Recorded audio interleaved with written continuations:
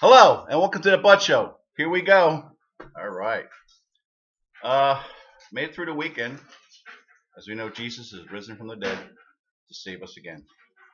And we had our family over. I made some ham, and my wife helped me cook different meals and stuff like that. And you know what? Nobody got sick that I know of. But anyway, just kidding. But it's a great feeling to have your family over, sit down and have dinner and talk and without the no got to get all the little things to get the internet out and da, da, da. Come on, let's talk face to face for once. If you really want to know what people are thinking, talk to them face to face. Get that expression on their face, like "What'd you say?" or like "What?" Things like that. Instead of getting some like haha, laugh out loud, love, but you know what, great. Sometimes I don't know what that is. Sometimes, like, if someone writes me, like maybe my wife, sometimes, because, I do make mistakes, and, or I'm a guy, got to keep up that guy thing. Sometimes I'll get something that says, why did you do this, or something like that, and I'm looking at it going, is that a question, or am I in trouble? That does happen. Trouble part, I mean.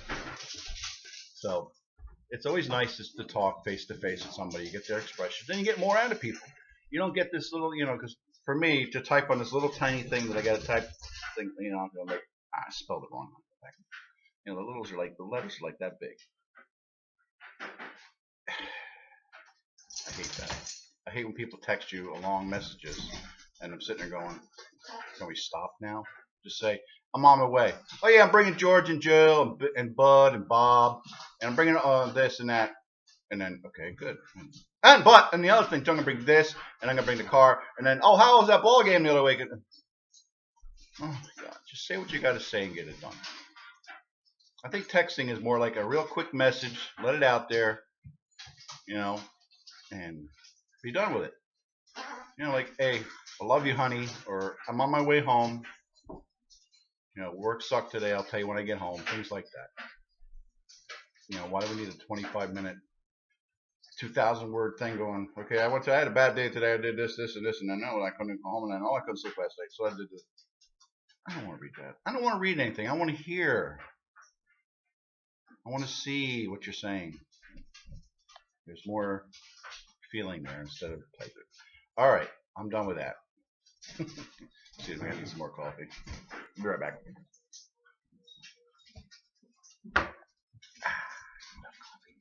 Gotta have coffee. I heard it grows your hair. Maybe not. Maybe this. Anyway, yes, I'm happy today. I'm in a good mood, which is weird because I'm trying that out. I had a long talk with the Lord and asked Him to change my life because things I'm just not happy in my life. And I kept going on, going, everything's great, I love my life, I'm great, everything. And after a while, it don't work. Some of the things I asked the Lord, and I prayed to Him, and I said, look, I know I've done things wrong in my life, and I'm sorry for them.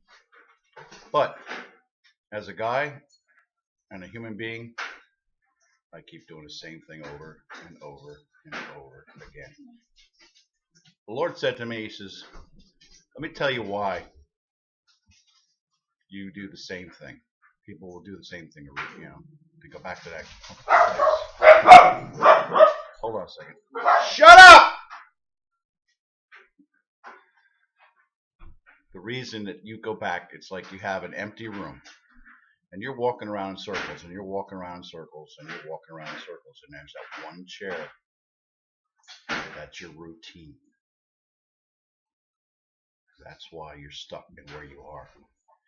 But if you think about it, and you're walking in that same circle all the time, the same way,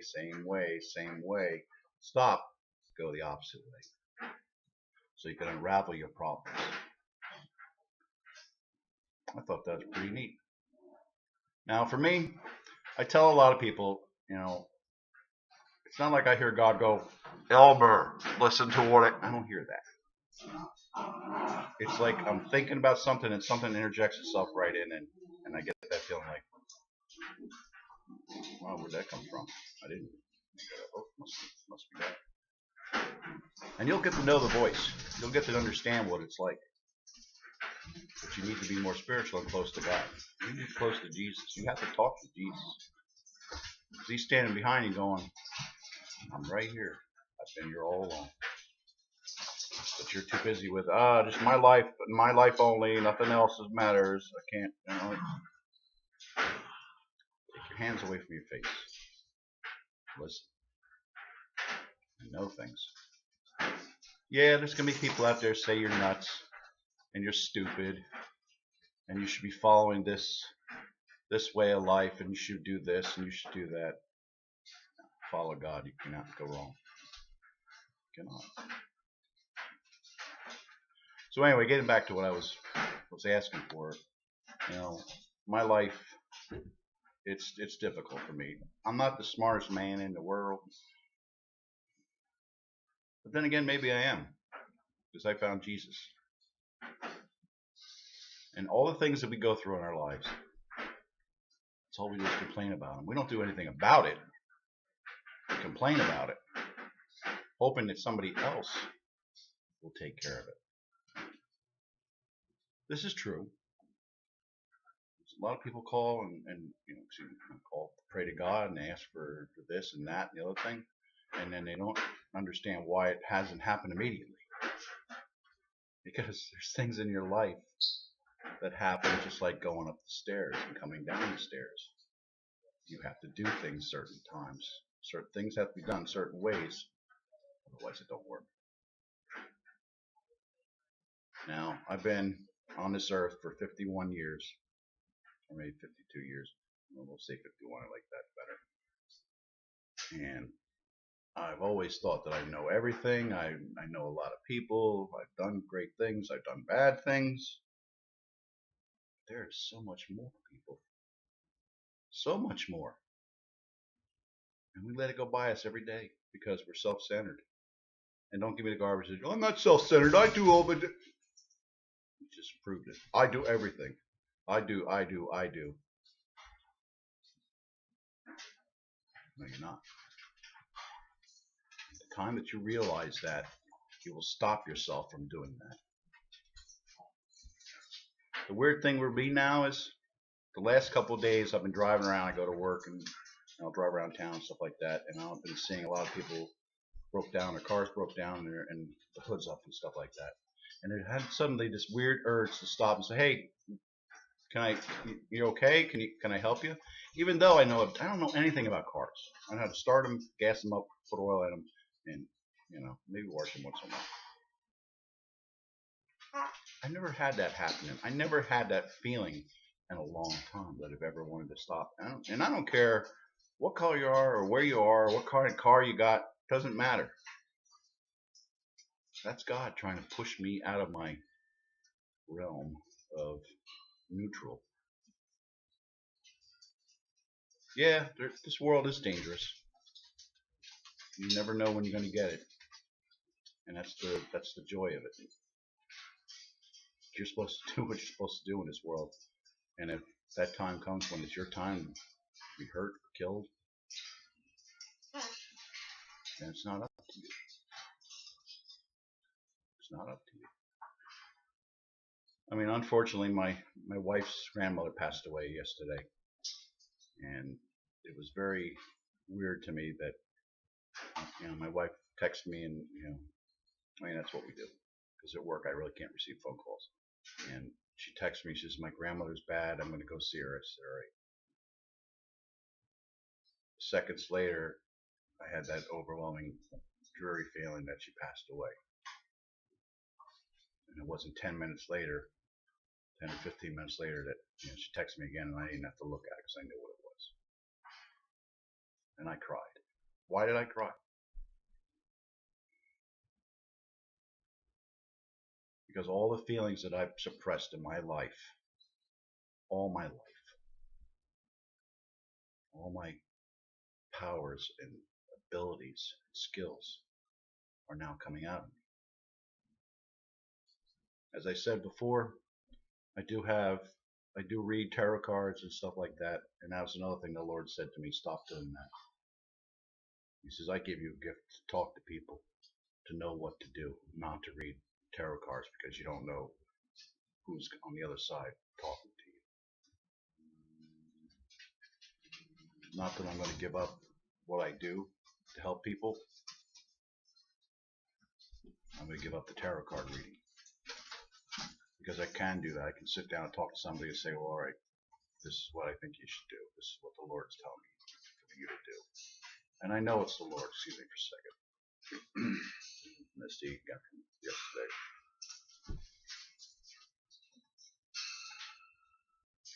You have to know where you fit in life. We know, we all know that. But we're more interested in where we fit in society, and we shouldn't worry about that. God knows where you're put, and He puts you where you are because you're going to be needed in a certain time of the day and an hour. When that time comes, you need to be there to be ready. That's what it's all about, folks. Your status is not the car to drive, how much money you have. If you're poor or rich, if you're living outside, you're a bum, you're a killer, whatever. God has a purpose for everybody. So, but I just want to make a little, not a shout out. I mean, I don't like that using that word. Is that a note that I'm sorry for my wife's loss of her grandmother. She's in a better place. She's in a far better place than you could ever imagine being on this earth. Praise you, amen. So, anyway, I'm going to talk a little bit about the community preparedness place. I've been having some difficulties trying to get it off the ground. Or not really get it off the ground. Could get people understand it and know about it out there and help me come work with it. Not come work, but come help us. Or even start something in another area. Well, I did a clothing drive announcement about maybe almost 2 months. I only got one person that actually donated clothing, and that was from off my Facebook site. And I want to thank you for that. If you're out there, not that I remember your name, I know your last name, but I don't want to put your name out there. I don't want you to get mad at me or somebody after you. So I want to thank you for that clothing donation. We still have it. Either we're going to try to get some more donations, and if we don't, then I'm going to try to donate to the local church in the area. So it does go to somebody good instead of putting it in them metal boxes that we don't know where that stuff goes. I rather, my personal opinion and feeling is I'd rather give it to someone physical that I know it's going to give it out to the people and not sell it and make money off of it, because that's what I think the real story is with that. And if I'm wrong, please contact me and tell me that, because nobody seems to know where that stuff really goes. They go, oh, well, it's going to Goodwill and it's going such and such. Well, if it is, where are these places? Think about it. So anyway, I'm gonna stop my negative talk there. One of the things that do bother me right now is the way the world's going. Our president seems to flip-flop a lot now, and he seemed to be a great president. He wanted to do things and do all these great things for us, and then stick to what he was saying, and all of a sudden went to the other side. Now, what do I mean by that? Well, he's bringing people in to his administration that are the same people that destroyed this country before. Now, if you do your research, Goldman Sachs, all these other bank companies and stuff like that are coming in. I did see a spark glimmer the other day when Trump was at the Snap-on place. He was talking about, which kind of, I don't know, I'm kind of on the fence about this. Buy American, hire America.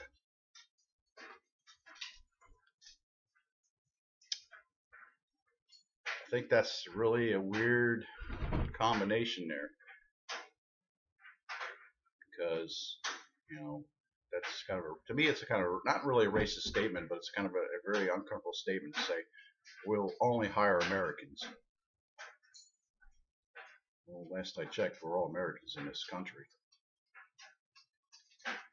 So I don't know. Somebody's putting all these ideas in his head. I've been hearing that. I guess it's Eric Kushner, the husband to Ivanka Trump, is that man gives me the willies.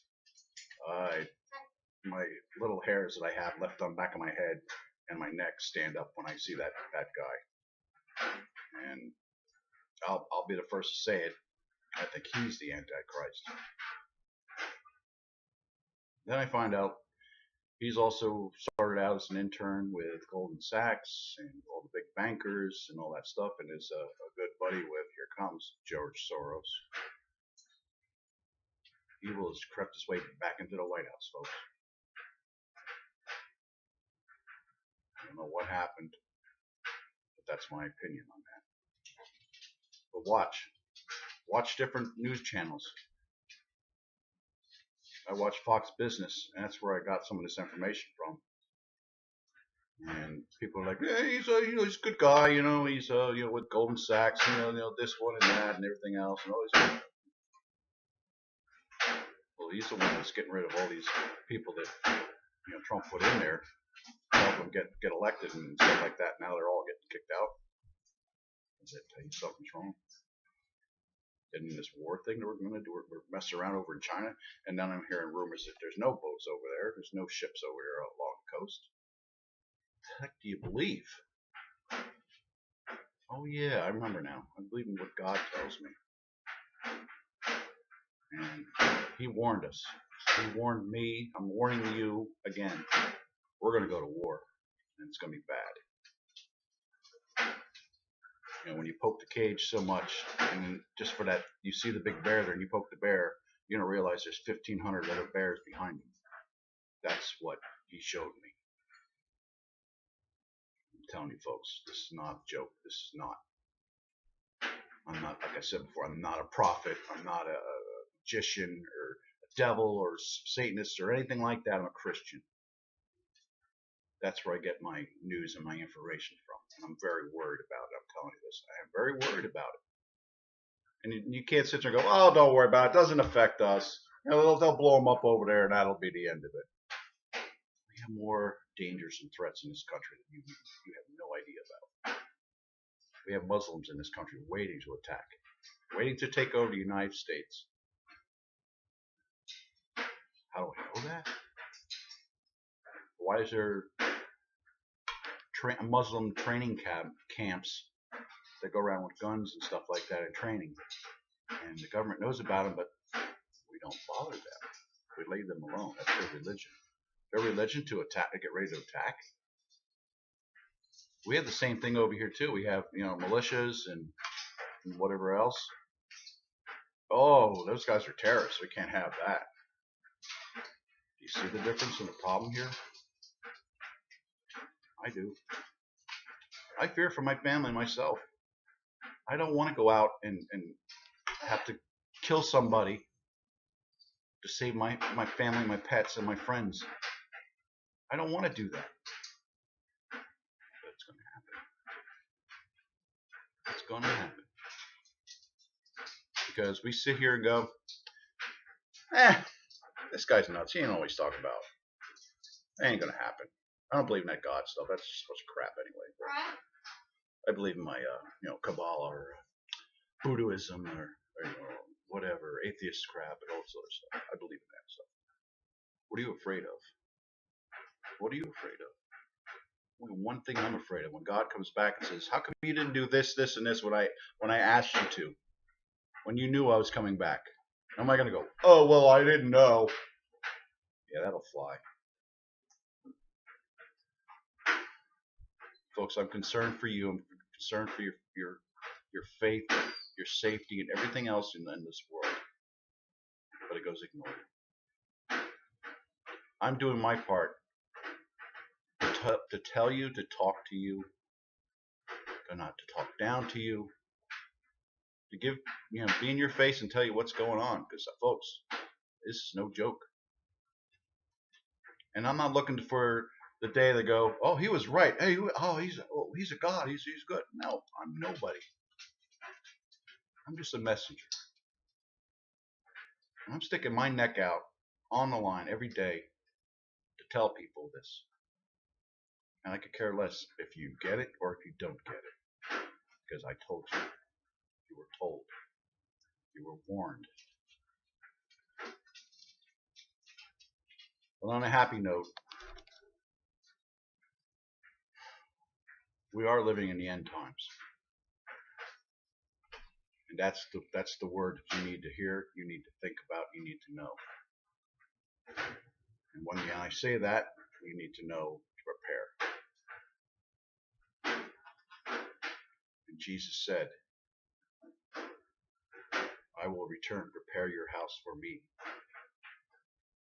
Prepare your soul, prepare your family, prepare your life. Because when I return, that is the end game. There's no 30-second warning.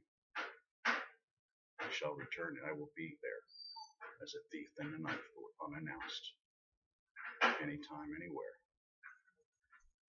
Are you ready for that? Are you? I'm not.